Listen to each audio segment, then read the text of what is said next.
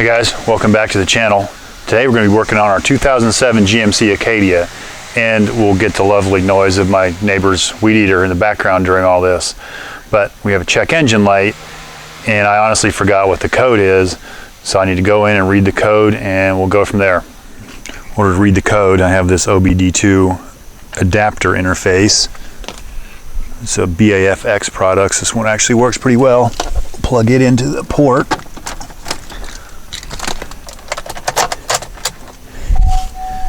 Turn the key on, and I use the torque app. This is probably the only app I ever bought. Now it should connect here in a second. I usually look through data, it tells me it's connected. Okay, now we can go back and look at fault codes and scan it. P0449. You can look it up on the web. It's the system vent valve solenoid. P0449. So probable cause wiring, evap canister, purge valve, ECM. Evap system vent valve circuit malfunction. Well, the purge valve is actually under the hood, and we can look at that real quick, but I have a feeling it is going to be the vent valve, which is located under the vehicle on top of the fuel tank. So that is our code, P0449. That's for the vent valve solenoid malfunction. Now there's also a purge valve on this vehicle, which is located up here in the engine compartment underneath this intake tube, and I have replaced that before, and I believe it was a 496 code, but one of the symptoms for that before it set the code is if you would open the gas cap or refuel the car, it would take it a long time to start because that valve was stuck open. We'll see here, it should start right up.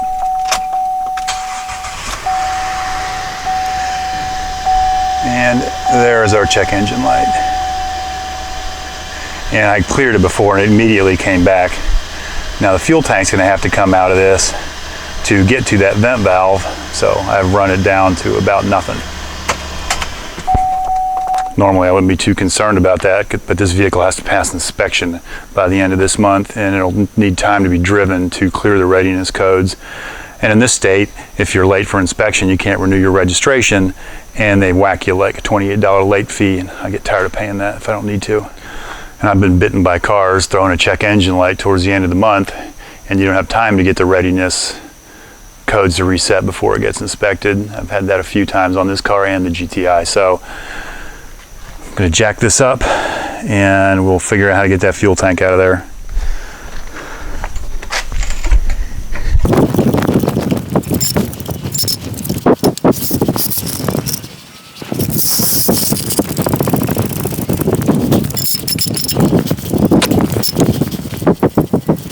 So we're supported on jack stands. The fuel tank runs pretty much the entire length of the car.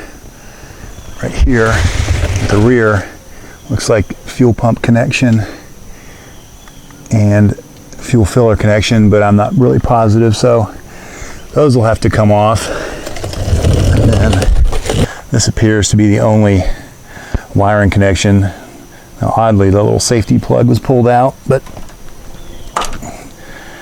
all the wiring looks to be in good shape, so that'll have to come out with it. I'm going to go ahead and get this little skid bar out of the way, and you likely don't have to remove that, but I'm going to remove that just to be able to get to some of those clamps and things back there easier, and maybe to make it filming a little easier. These bolts are 15 millimeters.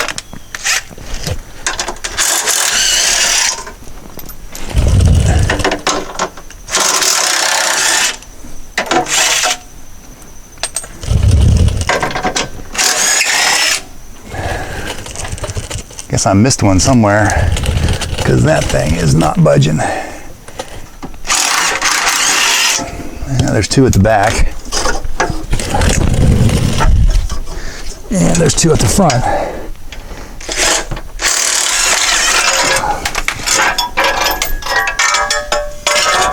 All right.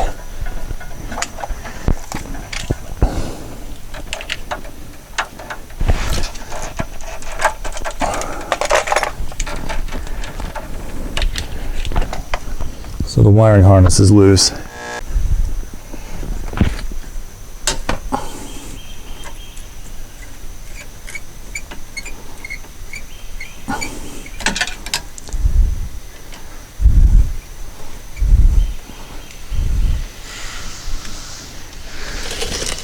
I'm assuming this connection is just going to squeeze and come off. I could be wrong.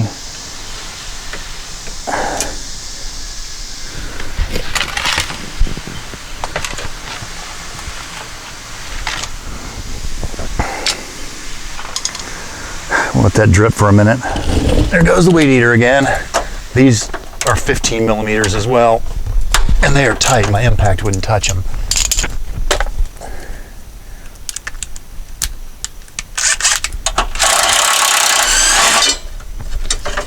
And that strap should just hang there.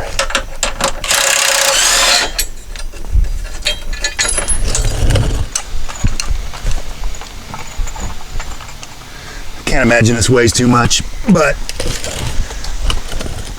put that under there just to kind of hold it up.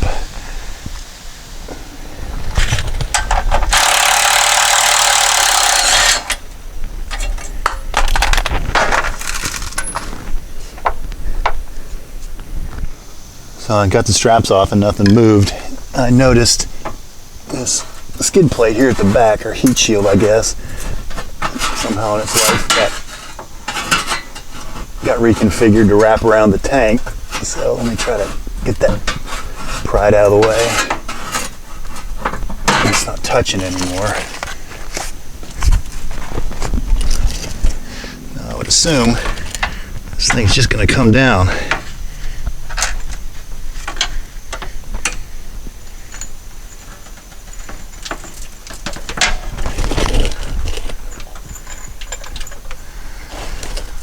And the backside is this hose clamp is stuck. And this hose is stuck.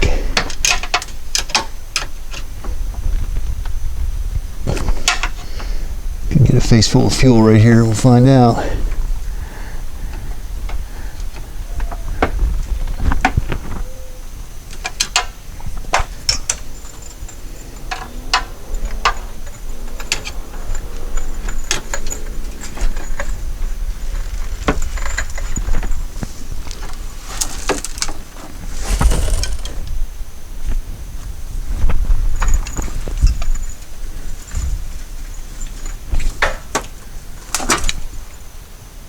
There we go. Up here at the front, the fuel line and return line, they're plastic, and then just kind of pull that out. Don't think I'm going to need to disconnect them. I'm just going to swing the tank out for now.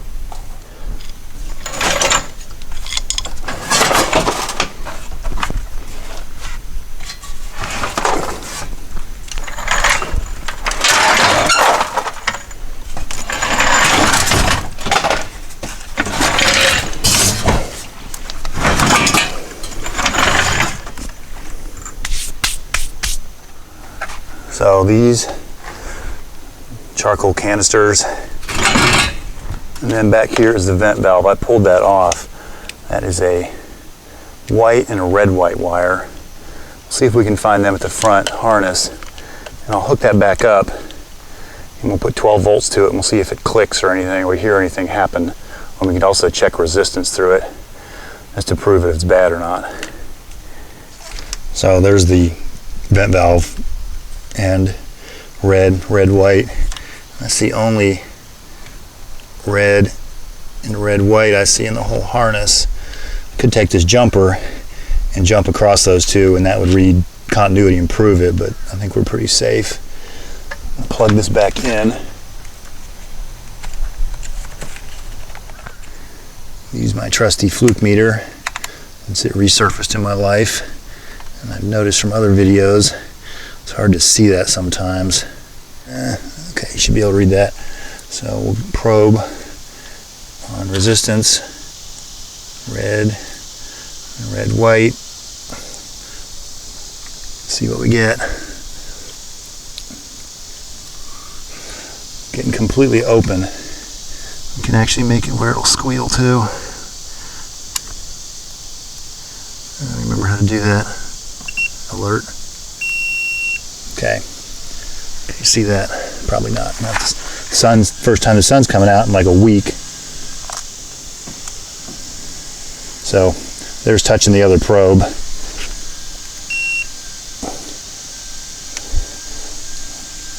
there's jumping across the two at this solenoid. So that coil reads open on that, which I would suspect you would read something in there if that thing was going to energize.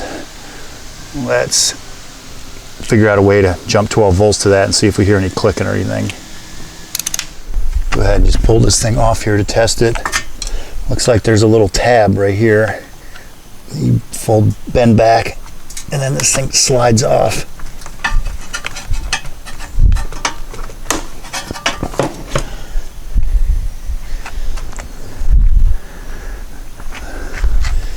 And around here, where it connects to the charcoal canister,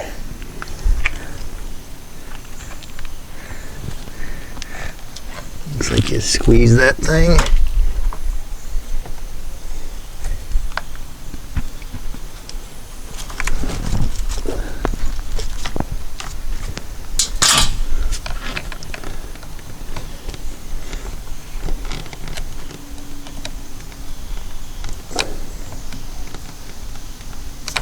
Maybe.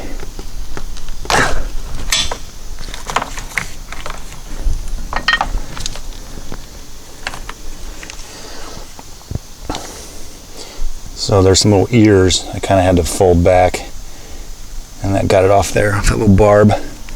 So now that we got that over here,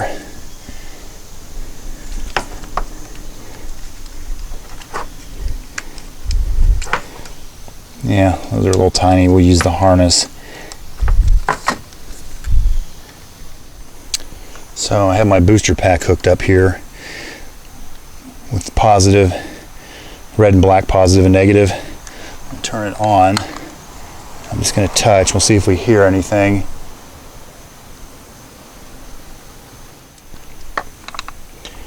And nothing. Which is what I would have suspected, reading no resistance across it. So let's go see if we can find one of these things locally. So after checking all the local parts stores, I can buy the OE version for about $160, $170, or I can buy the Dorman equivalent, aftermarket, for like $75, and nobody has it in stock. So I ordered it from Amazon. It should be here Wednesday. Until then, I'll just cover up these fuel openings, and we will slide this back under here, and we will continue this project next week. That's the Dorman part number on there. So I ordered that with like a 2-day delivery. Showed up the next day.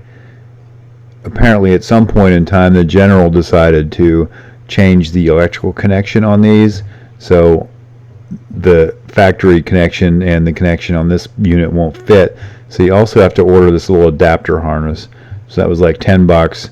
We're into the whole project now for like $65. So that adapter will adapt that harness to the new vent valve. So we're without my lapel mic. Apparently batteries were dead, one or the other. But we will test resistance across the new valve. Just touching the terminals here. Let's see what we get.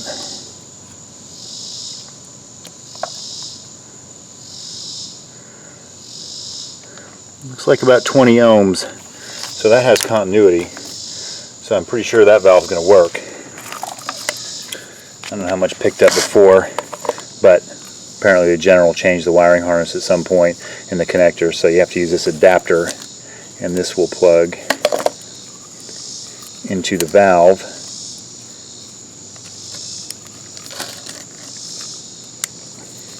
I think from what I read, it changed in 2010, but they didn't change the valve itself.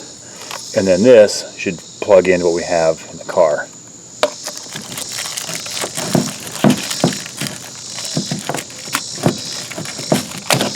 My lapel mic's charging, so hopefully you can hear me.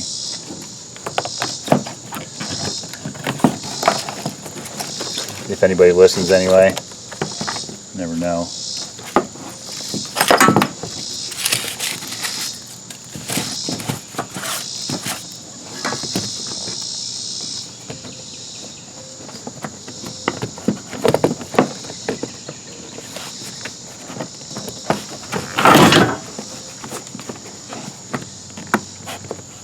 thing is not being too crazy about sliding on there. I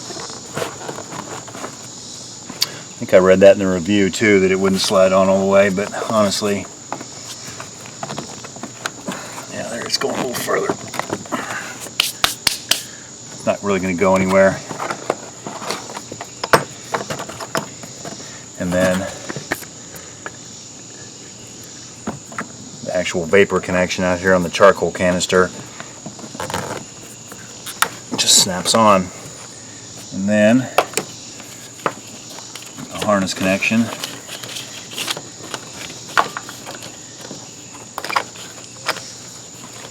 And the harness connection just snaps together. Let's put it the right direction. It has this little metal clip. I suppose they want you to clip to something. I'm not sure what to clip it to. There's another, looks like slide-on connection there. Maybe it'll clip there.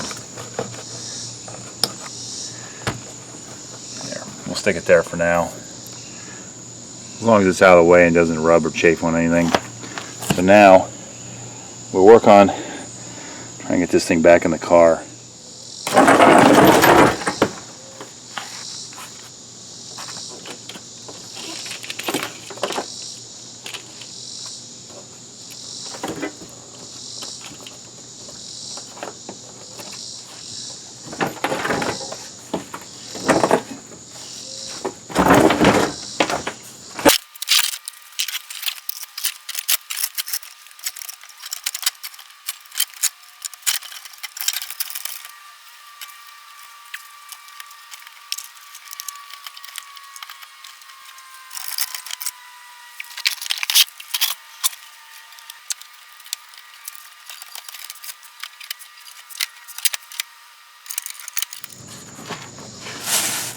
So I sort of have the tank up into position in the front and have hoses and wires routed where they need to be. This was my anti-rain device. I'm going to pull that off. As difficult as this thing was to get off, it's probably not going to be fun to get back on. I imagine the hose connection will just snap in there. And it did. Now I'm going to have to deal with this. Working around a camera can be challenging sometimes. Sorry.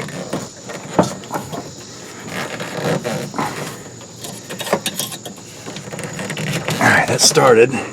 We'll jack it up a little more.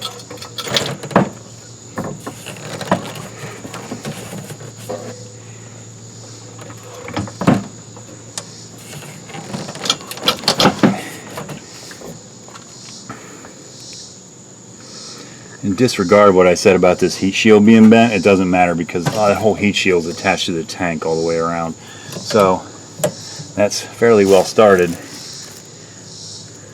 That's almost all the way on there. Now we can work on getting the straps in place. And they never left the vehicle, so they're attached on the other end. The straps are still attached. So round up the bolts for those. Start with this one in the middle.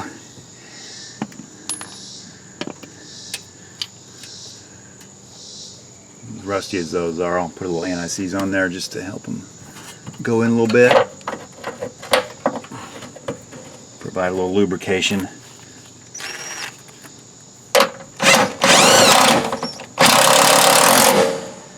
There's one.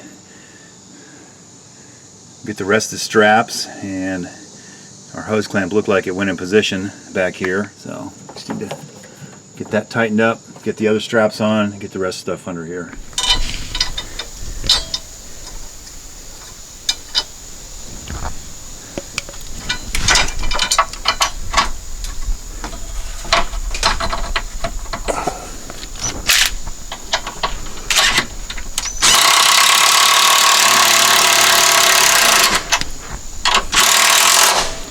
Jack can probably come down now.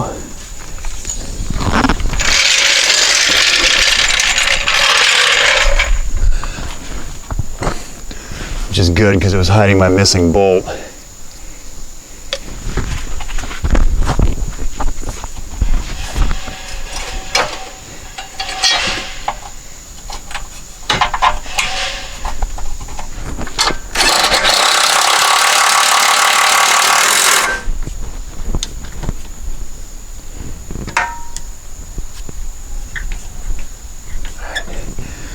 That's tight enough. Tight as I need to get it. We'll make our electrical connection and hook the skid plate up.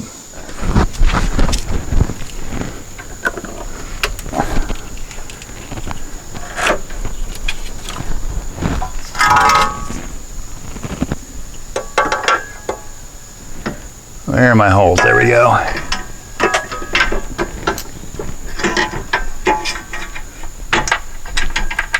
Come on.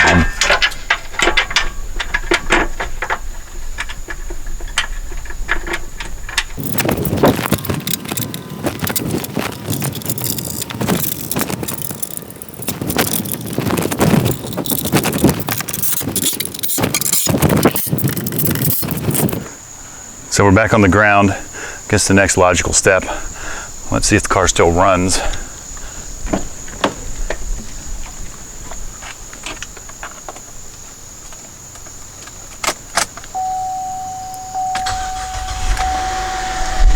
And it does. Now we'll go clear the code. So that's the nice thing about Bluetooth. You don't have to be right where the car is. We're obviously connected because we have rev data. Our fault, we'll scan it. Still gonna be there. So now, let's see, I think we can clear that. Clear faults on ECU. Okay. And that should go through the process of clearing all the faults, which on this system, you're just looking at ECU data, so it doesn't take forever. You're not looking at all the systems in the car. So now, if we go to test results, it's going to start scanning. It will start scanning all the stuff it can test, but you're going to get a bunch of failed tests. It's still scanning. It takes it a while, but that's looking for the readiness codes. I don't think there was another way to see it on here. That's not what I wanted. Back to test results. All right, so it'll start okay in all these, but they're going to start, there's incomplete ones, and they're going to take a while. Test incomplete. So they're going to be the evap ones. Let's find one of them. Those are all O2, catalyst, evap. So these tests are going to take a while, and this is what's going to stop you from getting inspected. So all those tests will take a while to run through a complete cycle. In my experience, I mean, it's like 100 miles or a couple days. But we're about out of fuel, and it'll probably a fueling session will probably help it. So we will drive it a few days, and it should be fine. Before that light came back on immediately once I cleared it. Anyway, thanks for watching and subscribing. And if those of you doing this at home, you could probably do this job in 2 hours. Obviously, I had to wait for the parts. That took a little longer, and wait for some camera malfunctions. Anyway, thanks for watching. We'll see you soon. If you haven't subscribed to my channel, please do. And if you're among one of my 2,000 subscribers, which we just hit today, thanks for watching. We'll see you soon.